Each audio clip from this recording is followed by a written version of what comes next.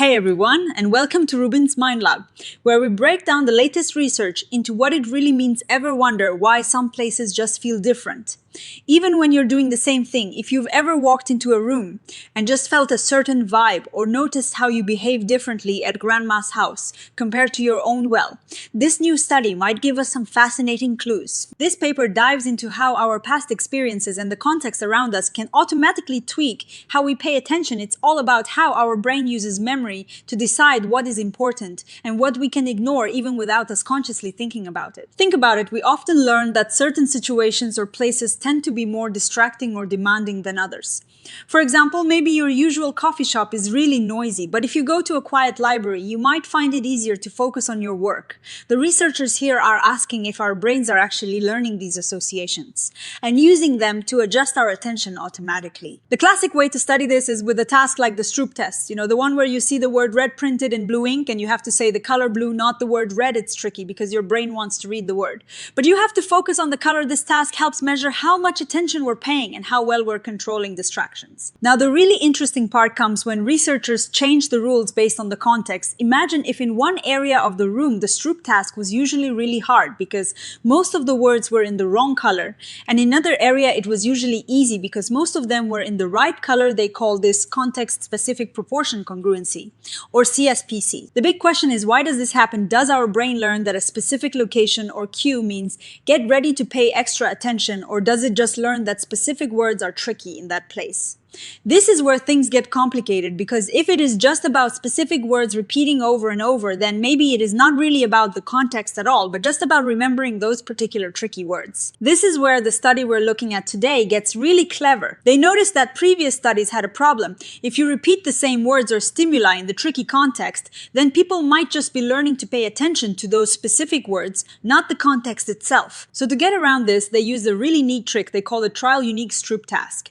Imagine that on every single trial, the words you see and hear are completely new. They've never appeared before, and they never will again this way. You can't possibly be learning about specific word pairs. Instead, any changes in how you perform must be due to the context. In their first experiment, they set up two different contexts. One context was designed to be high conflict, meaning most of the time the words were mismatched colors and sounds, making it hard to focus. The other context was low conflict, where things were mostly matched and easier to handle. They used a bunch of cues to define these contexts, like the color of the word and where it appeared on the screen, and even the voice speaking the word. And guess what they found? A bigger distraction effect, the size of the Stroop effect, in the low conflict context compared to the high conflict context. This means that when the context usually made things easy, people actually got more distracted when something went wrong. This strongly supports the idea that our brains link up certain contexts with certain levels of attention and automatically pull up those settings when we encounter that context. Again, it is like your brain saying, okay, this is the easy place so I can relax a bit, and then it gets tripped up. Now, to make sure their findings were solid and to see what made the context work, they did a second experiment.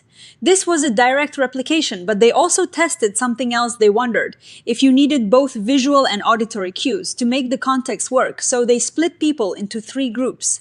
One group got both sound and sight cues, like before. Another group only got sound cues, and a third group only got visual cues. And here is a surprising twist. They found the same pattern again. The context effect worked when participants had both visual and auditory cues.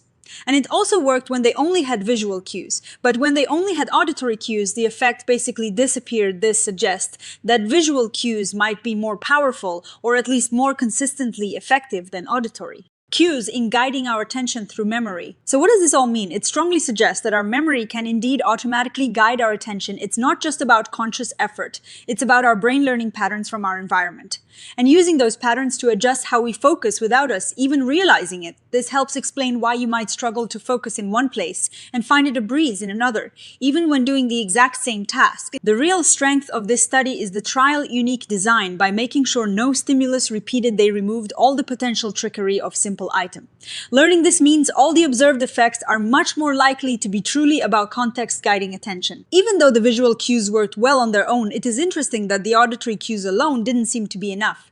This might be because visual information like location and color is often processed differently, or is more salient for attention guidance compared to auditory cues like voice or sound location, especially when the task itself involves typing, which is more visually oriented. The fact that the visual cues worked even better than just having them combined with auditory cues is a fascinating finding. It hints that maybe too much information or the wrong kind of information can sometimes dilute the effect, or that visual cues are just inherently stronger for this specific type of context learning. The researchers acknowledge that this study can't definitively say why visual cues were so much more effective than auditory ones. Is it just the sense itself, or is it how the cues were tied to the task? For example, in their task, you were typing the word you heard, so the visual information was the distractor while the auditory was the target. The study suggests future research could flip this to see if it makes a difference. This research opens up a whole new avenue for studying attention and memory, because they've created a way to isolate context effects from item learning. Future studies can now systematically test all sorts of things. We can look at how much practice is needed for these context effects to appear,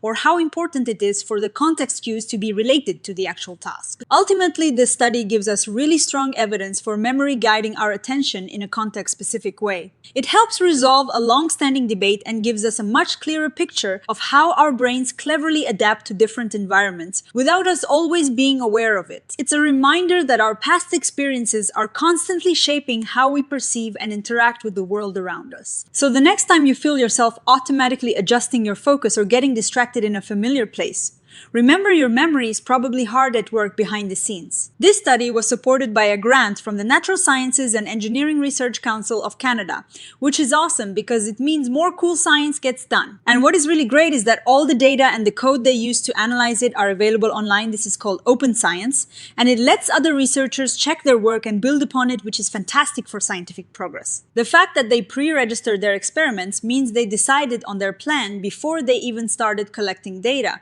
This helps prevent any bias in how they analyzed or interpreted their results, making the findings even more trustworthy. This is a really important piece of research that helps us understand the subtle ways our memories influence our daily actions. It tells us that context isn't just a backdrop, it is an active guide for our attention. What do you guys think? Does this explanation of context? Specific attention makes sense to you? Let me know your thoughts in the comments below, and if you found this video interesting, please give it a thumbs up and subscribe to RUBIN'S Mind Lab for more insights into the amazing world of the human mind. See you next time.